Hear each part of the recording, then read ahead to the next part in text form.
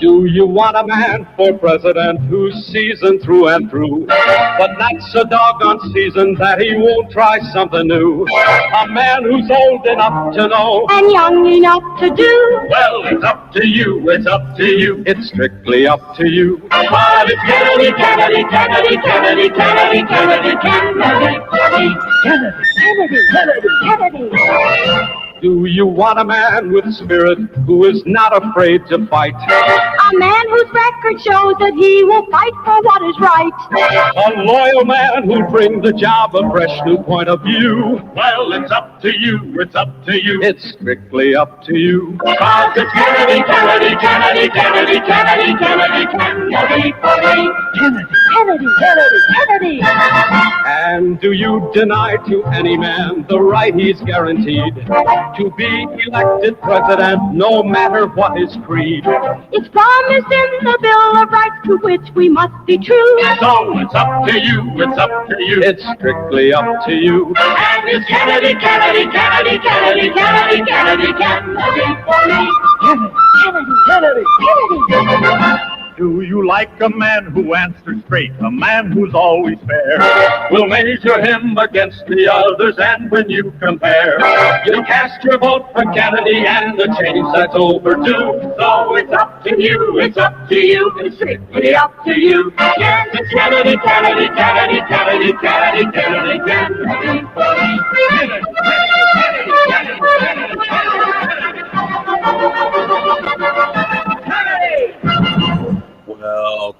Welcome from my humble second bedroom here in the Saucon Valley, part of the Lehigh Valley in the Commonwealth of Pennsylvania, part of these United States, still currently Western North American continent, Western Hemisphere, border there. On this planet Earth, the only one, we have third rock from the sun in the Terran solar system, part of the Milky Way galaxy.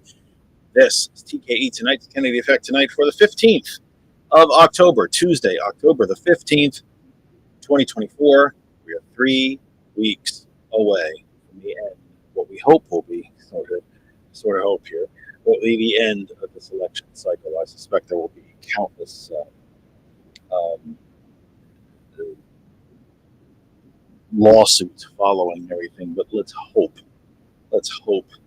discretion is the better part of valor, and that this will be the end of the election cycle in about 3 weeks. Welcome to everyone. I already see Randall and Donna on Facebook. To everyone else, welcome. Thank you for being here. Regardless of where you may be taking in the program, if you've never done this, if you have never contributed in a very, very simple way, drop us a first name. Let us know where you are, how you're taking in the program. If you've done it before, skip it. I know where you are. But if you're new to the program, if you're listening, any one of the various places that you can listen, just say hello. Let us know you're there. Say hi. Give us a first name. Let us know where you are, how you're listening. And I don't mean all the way down the street address. Just give us a region, a town, a country, wherever you might be. We are live right now on the Facebook locations of Ghost Claw Productions, myself, Jeff Kennedy, and our home group Facebook page for all things that surround this program. That other side of information, we have shared the program to only 32 places because I got blocked pretty quick. Somebody at the AI algorithm at Facebook must be having a bad day. Perhaps they had stale Cheetos. I don't know. They must be having a bad day. So we got blocked a little soon in the sharing process. I'm not exactly sure. I blame Belarus and Russia. That's not a bad idea. As long as we have someone to blame in this era of anger and hate and division, as long as we have somebody to be pissed off at, because it's never our fault. Just as long as we have somebody else to be pissed at. So drop a hello. Let us know where you are. We are live right now on our YouTube channel. that other side of information, we are live on our Twitch, Jeff R. Kennedy, and we are live on LinkedIn at Jeff Kennedy as well. The audio of the program blasting around the globe on gcpr.live, gcpr.live. That is the website to learn and to visit GCPR and to learn about everything that surrounds GCPR. Learn about our schedule, our hosts, our programming. Just give it a chance. And I think you will become a fan, to be honest. I think you will enjoy it. I think you'll enjoy everything that's on station. There's a lot of cool stuff about our station. And one of the most, I think, striking parts of it that I'm deeply pleased with is the diversity on the station. Our catchphrase, internally, I don't always say it to you enough, probably don't promote it the way I should, is where every voice matters. And we have programs hosted by white, black, male, female, young, old, trans. We have programs on politics. We have programs on kind of just music, sort of comedic musings. We have shows on computers. We have shows on science fiction. We have shows on the world of professional wrestling. And we also have a pastor. I mean, it's everything, almost everything from A to Z and everything in between. And I think you'll enjoy it. I encourage you and will continue to encourage you to go to the website, follow us, follow, subscribe, all that fun stuff, all the different social media places that GCPR can be found. If you don't know where to find us, then I would say the easiest thing by far is simply to use the Google machine or DuckDuckGo. Just type in GCPR, type in Ghost Club Productions Radio, and you will find us. You will know how to listen. Please continue to spread the word about our young global internet radio station. A special hello to the listeners and viewers of GCPR from outside the United States. I suspect it's just a guess, just a hunch that our foreign, if you will, outside the U.S.-based listeners might actually grow, I think, in these next couple of weeks as the end of the election cycle nears. Well, that was a solid ringing in my ear. That's fun stuff. I'm beginning to get constant ringing in my ears from wearing headsets all the time. Don't answer it.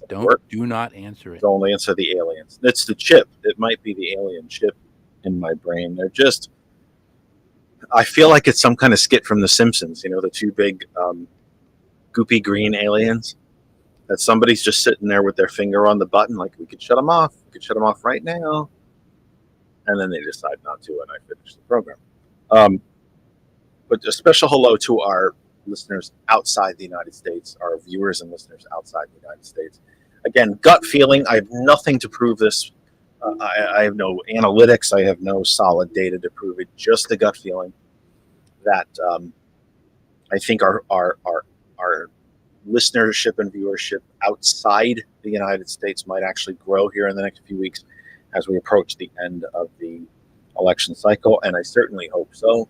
Until then, and I would ask you all as well who are listening and watching outside the United States to please spread the word.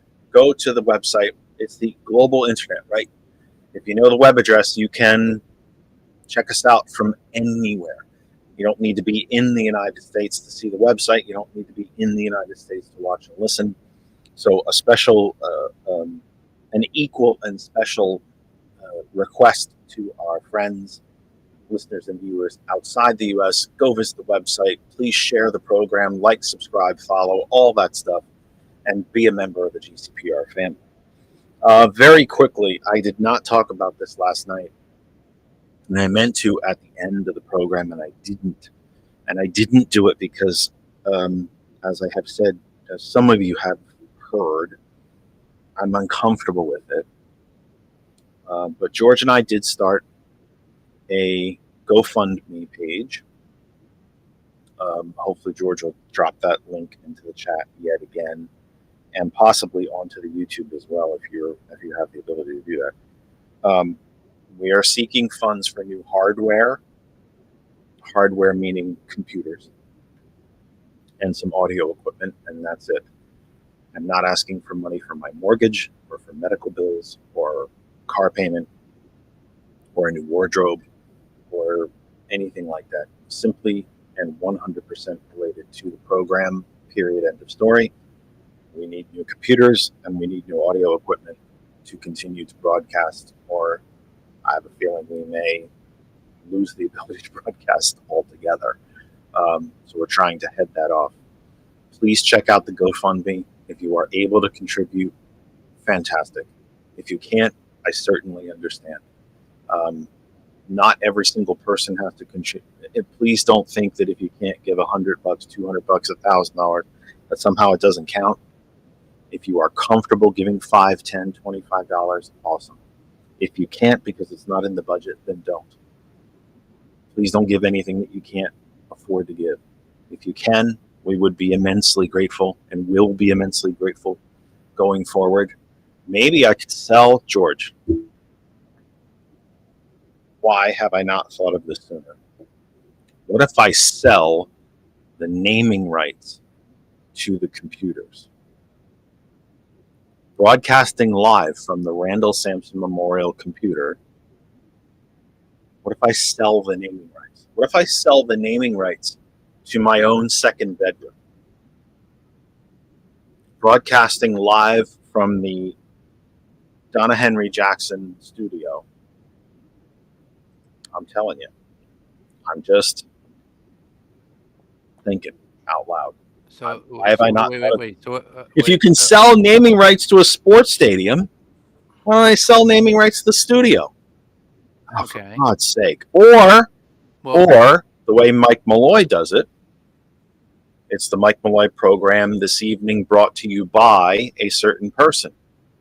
It could be that. It could be, what was I trying to think of those things from the 50s that like it would be such and such theater, that although they were largely sponsored by cigarette companies back in the 50s, but like Texaco Theater? Yeah, like the Texaco Theater, or like the Lucky Strike, whatever thing.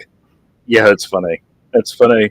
Why didn't I think of sell naming rights? Well, if you did that, you'd have to pay those people royalties. Well, not if they're donating. They're still alive, and they did donate. Well, yeah, I mean, when I say memorial, I don't mean that we have to wait for folks to pass away. I'm just saying, if you can, Citizens Bank Ballpark. I mean, that kind of thing. We could sell the naming rights to the studio. God, that's funny. Why have I not thought of that sooner? That's craziness. I can't, because my brain doesn't work right. Because I'm old and I'm feeble and my brain doesn't always work right. I should have thought of that. But in all seriousness, if you would be so kind as to please check out the GoFundMe, George will put the link in the various chats throughout the program tonight, Facebook, YouTube, and so on. Just give it a look. If you're able to help, great. If you can't, it's fine. No guilt, no nothing here. If you can't give, I think it doesn't get shut down until like February or something. I got an email about when it gets shut down if we don't use the money straight away. So there's time. There's time to contribute. If you can't this month, maybe you can next month. And if you can't at all, then that's fine. I mean, we need your help. We're asking for it. We wouldn't have asked if we didn't need it. But if you can't, then for goodness sake, please don't give anything that you can't afford. But if you can, and if you wish to do so, please feel free to do so. We would be grateful. Again, I have to be very, very, please accept what I'm telling you at face value. I don't lie to you on this program. I never have. I have gotten things wrong, but it's always been by mistake or because I didn't remember the right fact or figure. George and I are going to use the money for computer equipment and sound equipment, and that's it. I'm not going to pay a mortgage. I'm not buying a new car. I'm not taking a trip. I'm not even paying medical debt. Nothing like that. It is simply 100% to be used on the program, period, end of story. Any leftover monies will be returned or used for more equipment, whether it's computers or cameras or sound deadening equipment is to be used on the show completely, and that's it. Nothing more. Let me get to our first couple of stories. And I only really put up two big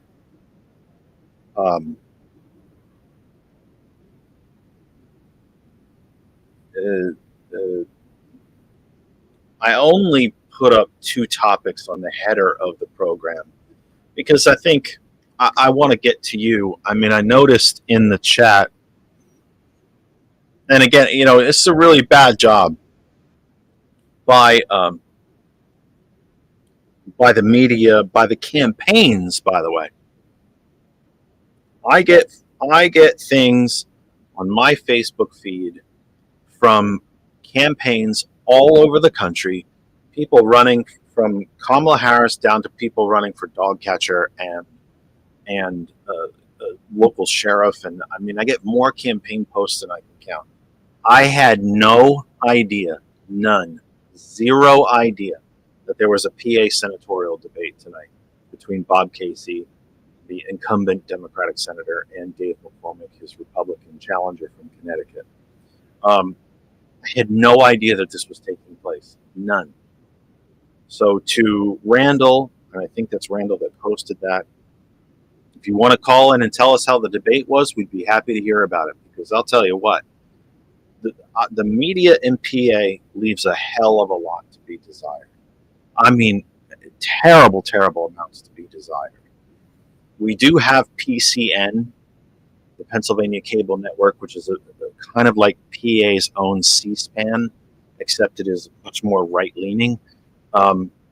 It does run entirely on donations and no taxpayer dollars, so from that standpoint, it's very much like public television. I would be happy to host a program on it. It is pretty relatively low quality. They might even accept me. But I do think if you look through the program schedule, it's a right-leaning little network there. But they show the Pennsylvania House and Senate in session. They show legislative hearings. They show the PA Supreme Court. The U.S. Supreme Court's scared to death to be on camera, but the PA Supreme Court isn't. But that said, there are, network affiliates in Philadelphia, Pittsburgh, Scranton, Wilkes-Barre, Erie, and probably Harrisburg, and probably some other places that I'm not even remembering. And I had no idea, zero idea that this debate was even taking place. And I do this for a living. If I had known, I would have tried to watch a bit so that we could discuss it. But if anybody that watched the debate tonight wants to call in, tell us what they thought of it, you are welcome to do so. 267-227-9189, 267-227-9189. If we don't talk about it tonight, we'll talk about it tomorrow after some reporting is done. And, the campaigns have a chance to spin on it and all that fun stuff. But I also think, and I was not planning on talking about this, so if I'm boring the crap out of you, I guess I'll have to take a hit for that. But what we have talked about on the program before is that the presidential race in this cycle, perhaps more than any in recent memory, is the presidential campaign itself is so dramatically drowning out all of these other races. I can only take Pennsylvania for an example, and New Jersey, having lived there more than half my life. In fact, well over half my life. I've lived here about 8.5 years. Even though I was born and raised in the Lehigh Valley, it was on the New Jersey side of the Lehigh Valley. I've lived in New Jersey my whole life except for the last 8.5 years. I'm 45 now, so I moved here when I was 46-ish. No. Why can't I do math? Yeah, 46-ish. Something like that. Obviously, we have a presidential race. The entire House of Representatives, the United States House of Representatives, is up for re-election. 1/3 of the Senate, 34 Senate seats are up for re-election. The entire Pennsylvania State House of Representatives is up for re-election. I think a quarter, roughly, the state Senate is up for re-election.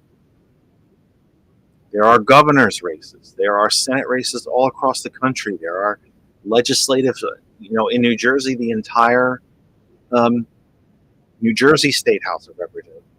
That easy for me to say, or not. The entire New Jersey State House of Representatives is up for re-election in a section of the Senate. I mean, these elections are taking place all across the country. And yet this presidential campaign has so dramatically drowned them out that our own media, and I should probably say media in air quotes, and I watch the news all day long. I do a variety of state-based apps, local apps, and national and world apps. And I do at least three Pennsylvania-based apps. Not one of them all day long mentioned this debate. We are being terribly, terribly underserved in the Commonwealth when it comes to media.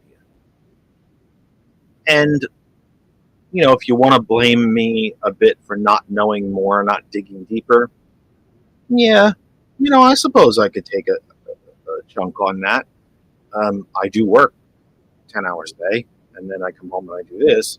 But I do try to flip through the apps throughout the course of the day. I do try to keep up with what's happening. Just the fact that no one reported that there was a debate tonight is shocking to me. And but perhaps somebody mentioned there in the chat, I'm guessing it's Randall, that we can that perhaps I'll have a chance to watch the rerun and we can talk about it tomorrow. I'll be able to read about it, that's for darn sure. I don't know if I'll be able to watch the actual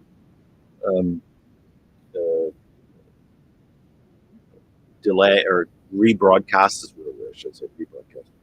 I don't know that I'll be able to watch that, but I will be able to read up on it. And so you're right about that, Randall. I will have to do that. But that said, the lack of service that we get in this Commonwealth from media is pretty stunning. Pretty stunning. Let me quickly go to the chat since we're thinking of it. The Senate. Oh, there we go. Knocked out the sound. Oh, there it comes as soon as I answer the phone. Go ahead, brother.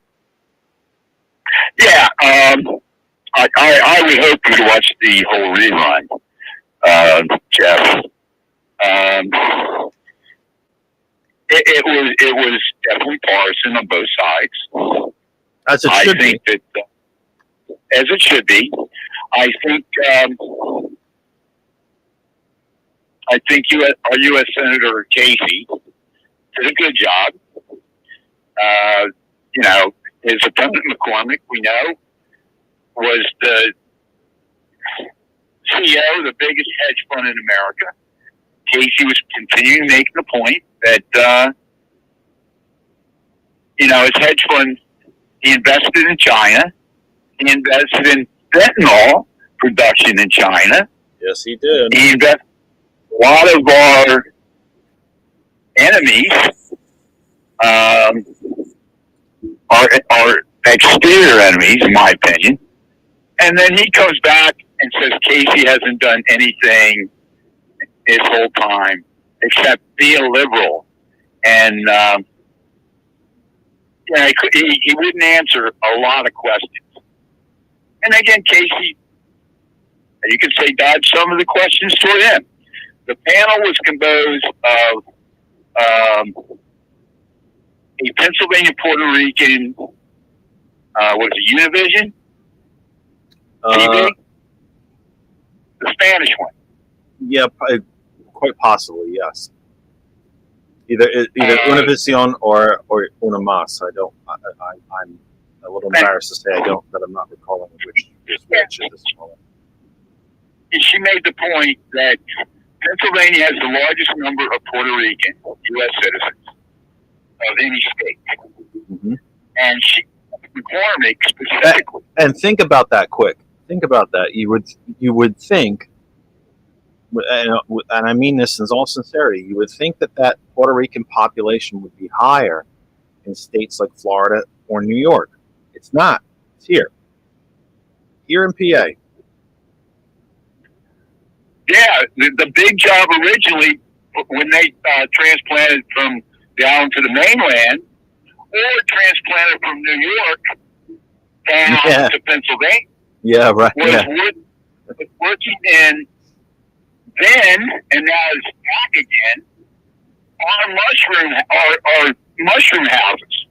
Yep. There was a time years ago when China was producing more and more mushrooms at a cheaper cost, and tariffs can be good sometimes to protect American industries. There you go. And a tariff was added to imported mushrooms, and consequently, one of our biggest agricultural producers in the state, mushroom production, has come back. And I go down a list. I'm getting sidetracked here, but she made the point. She made the point that this election, Puerto Rico can't vote for president, can't vote to have a House member, can't vote for 2 U.S. senators because they're not a state. This election in Puerto Rico, there is a referendum whether or not to apply for statehood. She specifically asked McCormick if, after she explained, hey, you've got a big voting block of Puerto Rican Americans living here. She specifically asked McCormick, would he vote for admitting Puerto Rico as a 51st state? And he said, no. And the same thing, he said no to Washington, D.C. And all he did was, and he constantly defended the filibuster rule, which is not in the Constitution. It is not. At all. It was created by the southern slave states to retain power. And to protect from abolition legislation. Exactly. Here's the catch, though, and here's the catch, and I know that you know this, but for the sake of everyone else who may know, it is a pretty common talking point to say that the Constitution does not specifically mention anything about the filibuster. It does not. It is not in the Constitution. It is not constitutionally protected because you can't protect something that isn't there. But what the Constitution does do, and it's laid out in Article 1, and the explanations of the duties, responsibilities, and powers of the two chambers. The Constitution does allow the House and the Senate to create its own rules of operation and rules of conduct. The very first piece of legislation that is passed in every new House, election every 2 years, they're sworn in on January. This year, they'll probably be sworn in on January. Let's see, Saturday's the 4th, Friday the 3rd. Because January 1st is on a Tuesday this year. It could be as late as the 7th, Monday the 7th. But regardless, the first piece of legislation they have to adopt is the rules of the House. The Senate does the same thing. The Constitution actually directs the House and the Senate will establish their own rules of conduct and operation and how they conduct themselves. So even though filibuster is not specifically outlined in the Constitution, it is a quote-unquote rule of the Senate. But just in the same way that any rule can be made, the rule can be repealed or changed. I happen to think that if senators are so damn married to the filibuster because they just don't want to break tradition or any of the other lame excuses that they use, and both parties, by the way, Republicans want to retain it because they want that hammer, they want power, and they'll use any lever they can use to wield power when they are not in the majority. Democrats seem to always play by the rules, even sometimes when we're the ones getting our teeth kicked in. We don't fight to stand up. Sometimes we just cover up and lay there and take it because we try to take the high road, sometimes a bit too often. But there are too many senators, unfortunately, who seem to think that the amount of time that the filibuster has been in place, that it would be a real breach of tradition if we removed it. Okay? I happen to disagree, but okay. But why can't we, at a minimum, return to the original rule of the filibuster? Right now, there's a Democratic majority in the Senate. It is a 50-50 Senate with Vice President Harris as the tie-breaking vote, meaning that the Democrats are in the majority. They bring up a piece of legislation, let's just say Medicare for all, single-payer health care. By some miracle, it passes the House and it comes to the Senate. All that a Republican senator has to do at this point to invoke the filibuster is say, I'm filibustering this bill. They send a note to the majority leader, Senator Schumer of New York, and say, I'm filibustering this bill. And then that's the end of it. Everything grinds to a halt and nothing proceeds.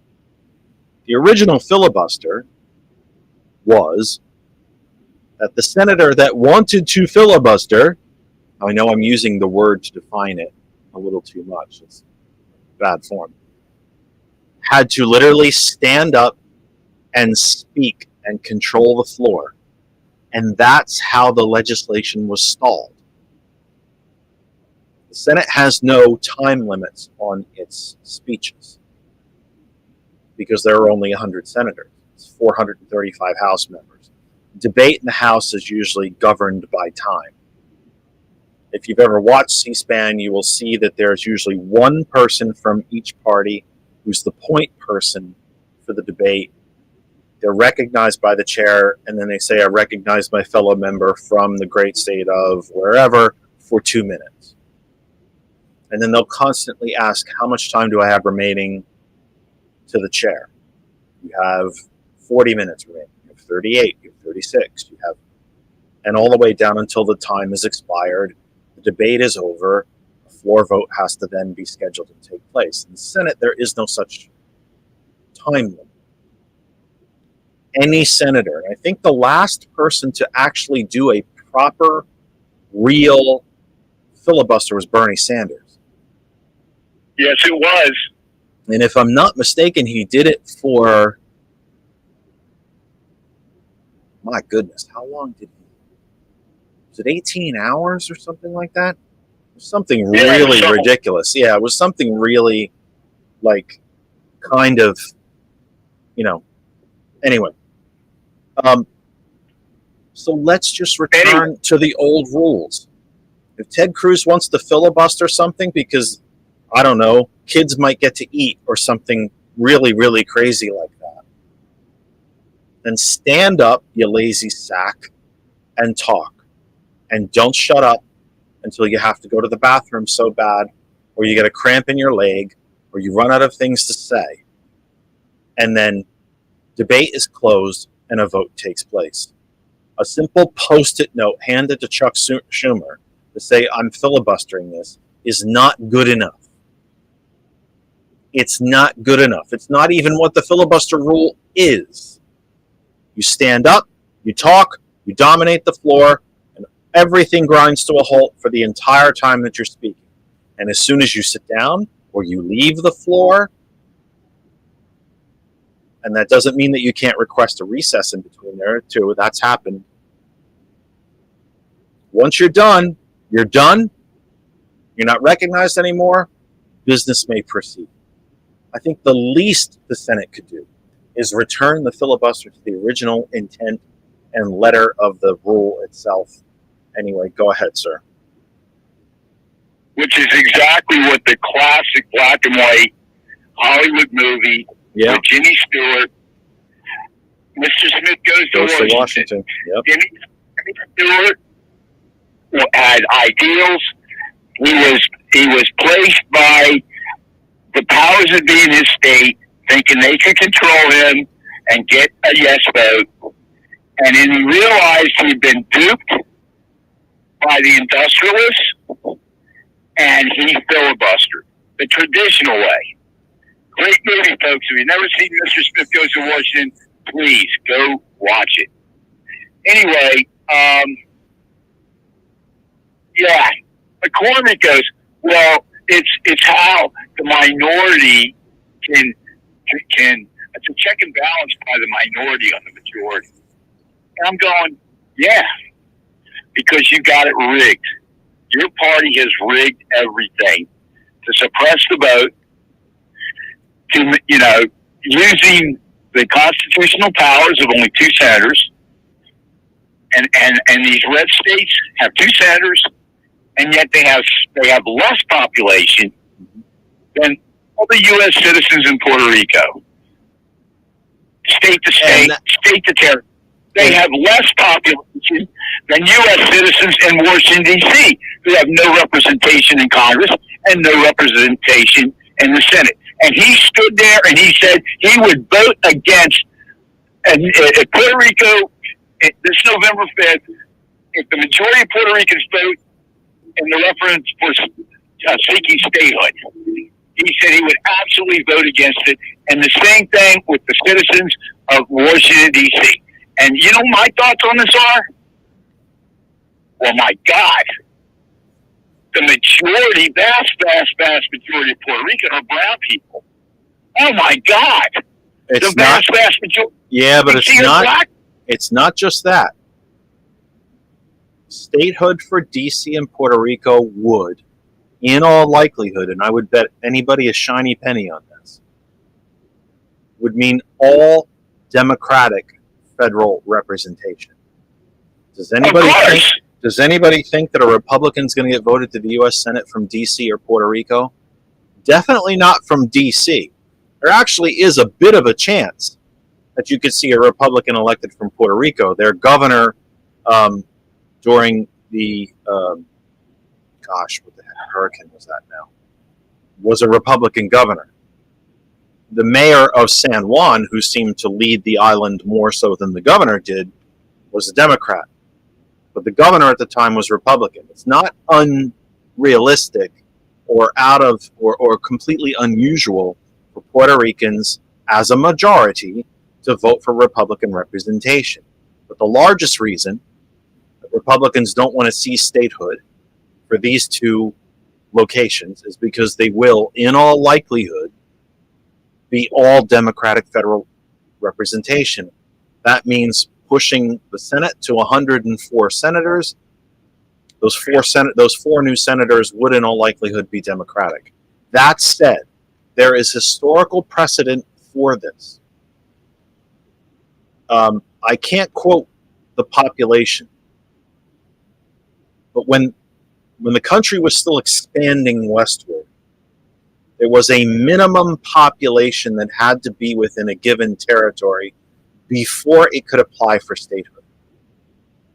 That rule was overlooked multiple times in our history for the express purpose of adding senators and House members from a certain party. There was not enough population for there to be 2 Dakotas. But the Republicans at that time wanted 4 new senators. So they split the Dakota Territory into North and South. This is part of the reason why South Carolina originally broke off from North Carolina. Even though North and South Carolina are part of the original 13 colonies, they were all one colony at one point. Virginia and West Virginia. Oklahoma was broken off of Texas. There's precedent for this. Tom Hartman has talked about a plan that if Democrats really wanted to play by Republican rules, they'd split California into 3 states. The northern third, closest to Oregon, which would largely be red. The middle section around San Francisco, Sacramento, should be all Democratic. The southern part would be all Democratic. You get a net gain of two Democratic senators out of it. The 2 Republican ones from the north, and then the other 2 would wipe each other out, and you'd still be +2. There's precedent for this in this country. Republicans don't want to see these territories or the District of Columbia added because exactly what Randall said. They're overwhelmingly populations of color. And they would, in all likelihood, elect Democratic representation, and God knows we can't see that either. So Dave McCormick would actually, as Randall described, stood in front of the largest Puerto Rican population outside of Puerto Rico and said, you can't be a state because I don't want you, and because Republicans don't want you, because you vote for Democrats. So we don't want you. So you don't deserve representation. No taxation without representation. Certainly pay taxes if you live in D.C. Pay taxes if you live in Puerto Rico. The fact that they aren't states, arguably, is unconstitutional. But I'm not a lawyer, and I'm not a constitutional scholar, and I don't play one on the radio. So go ahead, sir. Take over. We got about 17 minutes left. Go for it. Anything else that's on your mind, you rip on it. Go for it. I don't know if you saw in the chat, I'll read it to you. It's sad and disappointing that Trump's friend, Russian Prime Minister Putin, is taking weapons from fellow dictators. New weapons from Communist China, old Soviet weapons from Communist North Korea, and now using Communist troops from North Korea to continue his invasion of a peaceful Ukraine. And with that, I'm going to hang up. Okay? Hey, thank you, my friend. Please take care of yourself, okay? You too, bro. Bye. Randall brings up one of the articles that I wanted to get to, or one of the news stories that I wanted to get to, and that I posted as a header for the show. Let me get to, there it is. Now, I'm going to take this. This is not the same article that I posted on our Facebook group, That Other Side of Information. This one's only an hour old, so I'm going to take this one because I'm hoping that it's updated. It was posted today at 7 p.m. So it is a little, I should say it's a little more than that. It was updated, at 7 p.m. And this is from Reuters. I do not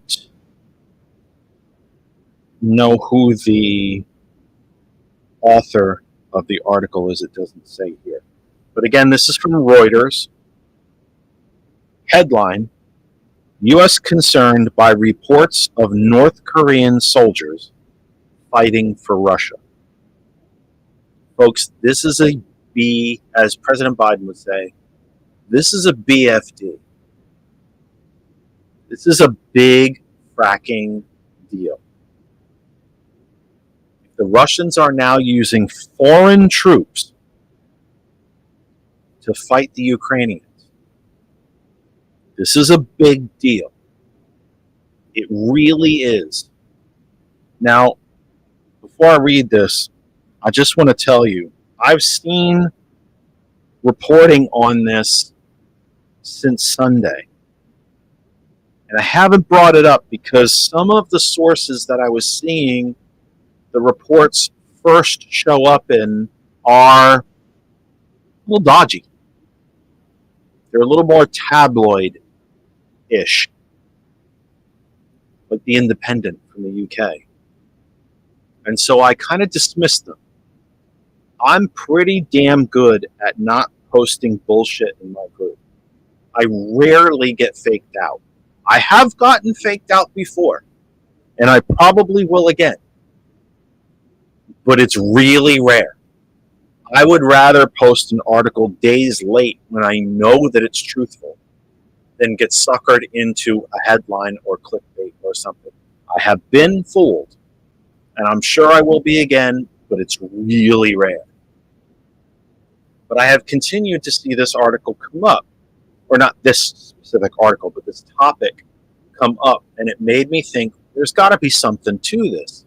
So I just did a very generic Google search of North Korean troops in Russia and found a laundry list of articles from very reputable sources, including Reuters, I'm going to read that one, Washington Post, the Kyiv Post, CNN, Fox News, The Hill, Newsweek, well, there's a Russian newspaper. It's not Pravda, but there's a hell of a list, like a real hell of a list. Here's some of the headlines from some of those sources. I'm going to read the Reuters one, but Washington Post, why North Korea has sent troops to aid Russia. CNN, North Korea sending citizens to help Russian military fight Ukraine. The Guardian, North Koreans deployed alongside Russian troops. This one goes back 5 days. Fox News, U.S. concerned about reports of North Korean soldiers in Ukraine. I mean, wow. And the total is apparently about 10,000 North Korean troops.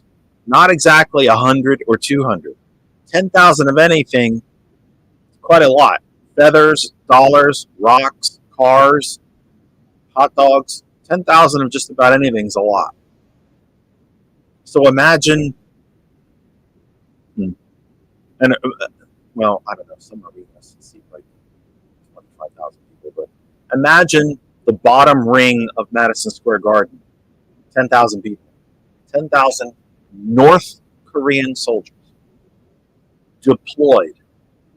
formally deployed to Ukraine to fight alongside the Russians. This is a big deal. This is a big foreign policy thing here. This is dated today. It was just updated 2 hours ago, or updated at 7 p.m. So just a hair under 2 hours ago. Dateline Washington, and again, this particular article that I'm reading is from Reuters. There are a laundry list of articles. The article let me put on my news presenter hat for you. I've been getting better with my reading, by the way, because I'm doing more and more of it each night. The United States is, quote unquote, concerned by reports of North Korean soldiers fighting for Russia in Ukraine, a White House spokesperson said on Tuesday.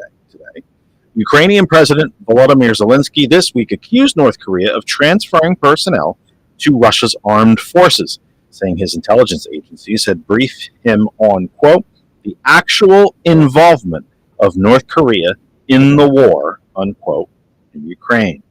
Kremlin has dismissed the allegation as fake news. Is that familiar? Anything you don't agree with is just suddenly fake news. White House National Security Council spokesperson Sean Savit said the involvement of North Korean troops in Ukraine, if true, would mark a significant increase in the North Korea-Russian defense relationship. Geez, you think so? I mean, I'm loath to just be, to stupidly insult these people, but holy shit, you think? You think it would be an increase? You think it would be an escalation? My goodness, you think so? Talk about, in other news, water is wet. Quote, such a move would also indicate a new level of desperation for Russia, correct? As it continues to suffer significant casualties on the battlefield in its brutal war against Ukraine, Savas said in a statement. Washington says North Korea has supplied Russia with ballistic missiles and ammunition. Why would North Korea do such a thing? It has similar aims to Russia. It is the most repressive dictatorial regime on earth. On average, North Korean citizens are several inches shorter than their South Korean counterparts, and they are more malnutrition. They're skinnier, they're lighter. The entire frame and scale of their bodies is smaller than their South Korean counterparts because they're starving. Because they can't grow enough food to sustain themselves. They have to get food by selling arms and by allowing whatever natural resources they might have in the country to be exploited and sold. But this would be a significant escalation. Imagine if American troops began fighting alongside the Israelis. That's what we're talking about here. It's very similar to that. This is a big deal. It also shows that Kim Jong-un, the president dictator, I gotta be honest, I don't even remember what his official title is, dear leader of North Korea, the third generation to do so, by the way. He just handed it down to the firstborn. It means he's willing to put his own citizens on the front line and have them be killed. It means he's willing to put them under the command of Russian officers. And it means that he's willing to rotate troops in and out so that they can gain fighting experience. He will be gauging the performance of his troops in Ukraine. This is a big deal. Let me return to the article. Washington says North Korea has supplied ballistic missiles. We did that. Moscow and Pyongyang, capital of North Korea, have denied arms transfers but have vowed to boost military ties, possibly including joint drills. Spent shells and ballistic missile parts have been found by the Ukrainian military and traced to North Korea. This is not a secret anymore. The U.S. Army's Indo-Pacific Commander, General Charles Flynn, told an event in Washington that North Korean personnel being involved in the conflict would allow Pyongyang to get real-time feedback on its weapons, something they had not been able to do in the past. There's that as well. Russian President Vladimir Putin signed a treaty with North Korean leader Kim Jong-un when he visited Pyongyang in June and said it included mutual assistance clause under which each side agreed to help the other repel external aggression. Russia invaded Ukraine, not the reverse. There are Ukrainian troops on Russian territory now. In fact, they're doing quite well. We've talked about how Ukraine and President Zelensky has said that Russia needs to feel this war. It's Russia that violated the sovereignty of Ukraine. It's Russia that invaded Ukraine. So this is not a mutual defense, repel aggression. How can you repel aggression when you are the aggressor? But what the mutual pact means, at least on paper, and now in practice, given the actions by North Korea, if the North Koreans should decide to invade the South, by treaty, Russia would be obligated to fight next to them. The U.S. still has troops in South Korea. I believe it's roughly 35,000. They've been there since the end of the Korean War. And let's remember, technically speaking, very, very technically speaking, legal language, the Korean War never ended. It is simply a ceasefire, an end of hostilities. The actual war declaration between the two Koreas never ended, never stopped.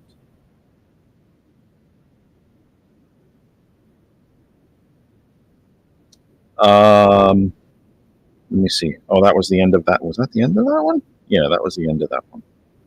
Let me pick another one. Let's see if we get a different. Let me take the CNN article. This is written by Rob Pichita, Victoria Butenko, and Anna Chernova.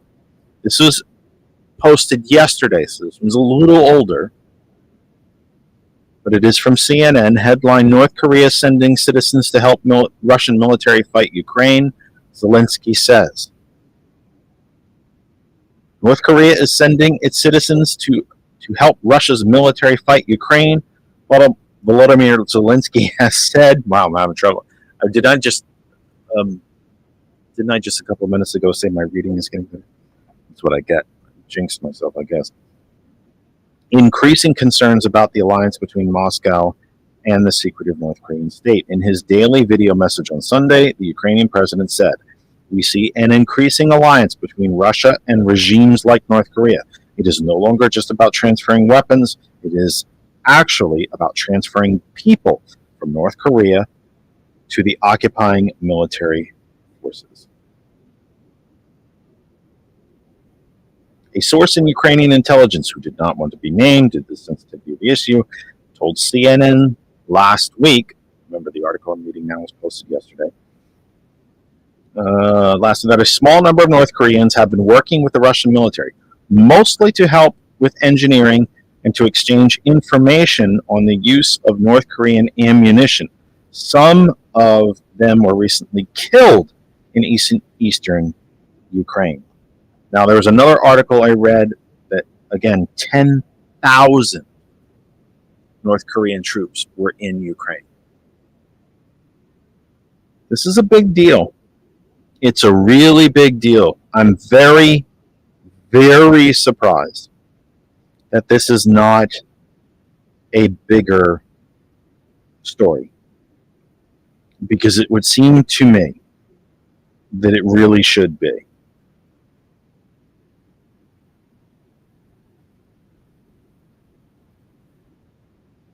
It should be a big deal. It really should be. You know, alarmists will say that anything is moving, quote unquote, moving us closer to World War III. This actually does. The Russians have nukes. The North Koreans have nukes. In fact, earlier today, the North Koreans blew up, literally demolished, blew them up, all the roads that connect the north to the south.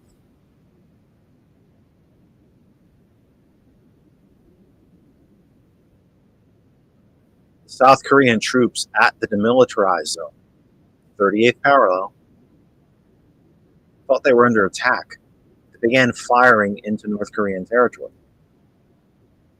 And what it actually turns out is that the North Koreans literally destroyed all the bridges and roads that connect the north to the south. And recently, Kim Jong-un has warned the South that they are ready for war and that an attack could come anytime. Now, they often bluster this way when they want something, which is usually food or medicine or fuel. Most of the food that they already get comes from China, and China controls that to a point. You don't just give them unlimited amounts of food. You give them just enough. But this is a big deal, and it's something that we're going to have to continue to watch. It's a big deal.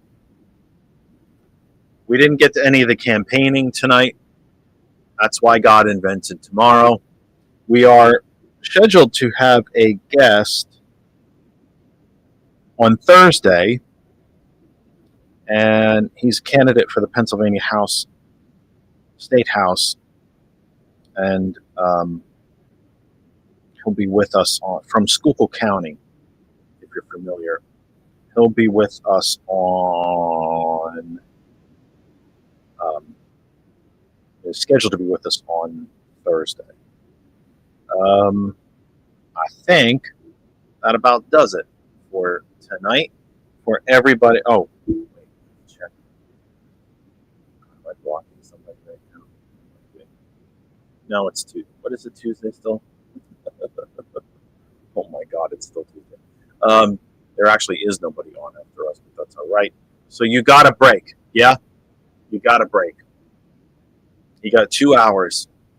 Go walk the dog. Watch some of the American League Championship Series. Yankees are up 1-0, 1-0. That's exactly what I intend to go do right now. Get a rather large glass of milk, try and settle my body down, and get ready for bed. But I'm also going to be watching the Yankee game. Walk the dog. Look at the stars outside. Grab a snack. Whatever it is you got to do. T. Nathan comes your way from 11 p.m. Eastern Time. Conversations with T. Nathan. Man reaches literally millions of people every single night, and you should be part of it. You should be one of them. That's the GCPR schedule for the remainder of the night. You got a little 2-hour break. Conversations with T. Nathan from 11.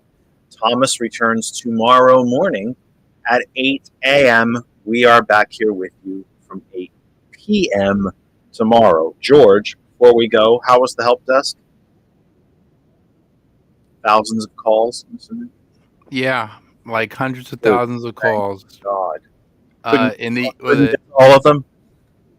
in the alternate Marvel universe, it was thousands of calls. Yes. So. The multiverse of madness. Yes, it was hundreds of thousands of calls. What's the one in the DC that's like the totalitarian, environmentally wiped out Earth? I think it's Earth 99. I think in the DC multiverse, they don't call it the multiverse though. They call it DC calls it Elseworlds. I think is what they call it. Yeah, something like that. I forget what. Yeah. But I think it's Earth 99, which is the one that is like post-apocalyptic, but yet completely totalitarian and still somehow technologically advanced and all that. Like, so on Earth 99, George and Gilbert simply could not take all the phone calls that they had. But just a reminder to you, and sadly, I always remind you about this at the really stupidest time, which would be a whole whopping hour after they ended the show for the week. But every Tuesday night, today is Tuesday, every Tuesday night, that means 15 and 7, on the 22nd, at 6 p.m. is the help desk with that handsome devil right there, George and Gilbert. They were taking... Where? The help desk was literally created to be exactly what it says it is. You have a computer at home, you have a problem with it, and for all, because I'll tell you what, we're going through this right now at work. For all you people right now that are being forced to upgrade to Windows 11, which doesn't fracking work, like almost at all, you gotta have questions. George and Gilbert, Tuesday nights, 6 to 8 p.m. You can call them and ask them your computer questions. You need to shop for a new computer, call them and ask them what they recommend. Shopping for a new phone, can't decide what app to download or what app to use for this, etc., etc., etc. That's what the help desk is all about. And it's on live on GCPR, all of our video outlets like the one that you're watching now, and of course the audio blasts around the globe via gcpr.live. So that's your update again about the help desk. Next week, next Tuesday, a week from tonight, the 22nd from 6 p.m., George and Gilbert at the help desk. If you got computer questions, call them and get answers. It's the help desk. It's pretty self-explanatory. You need help, call them and get help. T. Nathan from 11, Thomas from 8 o'clock tomorrow morning. We return at 8 p.m. tomorrow evening for everyone at GCPR. Gilbert, George, Pastor Best, T. Nathan, Gambit, Thomas, Gretchen, Solid Blue Sister, I'm missing somebody, Bob Kosh, Simon, Sheila. Sheila. Why am I always forgetting Sheila? Well, because she's a Well, new creator. She'll love me for that. For everybody that surrounds the Kennedy effect, that's Lynn and George, Kristen, Daisy the dog, of course, April Riddick. I'm Jeff Kennedy. We've done about all the damage we can do for one night. We'll see you tomorrow from 8. Stick around for T. Nathan from 11, Thomas 8 in the morning. Until then, please take care of yourselves and each other. See you tomorrow evening.